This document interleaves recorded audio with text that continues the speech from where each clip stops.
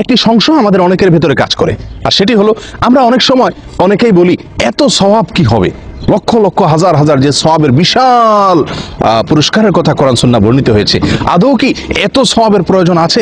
প্রিয় বন্ধুগণ, এই দুনিয়ার জীবন আখিরাতের জীবনের চাইতে কতটা কম, কতটা ক্ষুদ্র, কতটা তুচ্ছ সেটিকে কোনো কোনো বর্ণনায় বোঝানো হয়েছে সমুদ্রের পানির সঙ্গে এক ফোঁটা পানিকে তুলনা করার মাধ্যমে। এক ফোঁটা পানি সমুদ্রের পানি থেকে উঠানোর পরে সমুদ্রের পানি এবং এক ফোঁটার ব্যবধান যত, দুনিয়ার জীবনের সাথে আখিরাতের জীবনের ব্যবধান তত। আখিরাতের জীবনের শুরু আছে, কোনো শেষ নাই।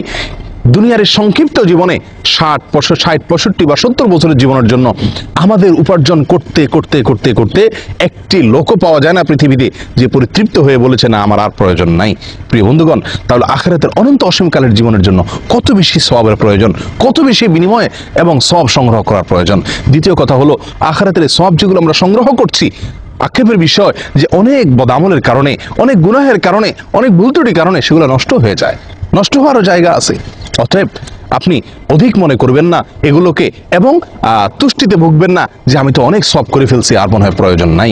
আসুন বেশি থেকে বেশি এই সমস্ত দোয়াগুলোকে আমরা পাঠ করি এবং বেশি থেকে বেশি সওয়াব সংগ্রহ করার চেষ্টা করি। 100 বার দৈনিক এই দোয়াটি পাঠ করি, 5টি পুরস্কার লাভ করি। আল্লাহ তাআলা আমাদের সকলকে তৌফিক দান করেন, সকলকে ধন্যবাদ তৌফিক দান করেন।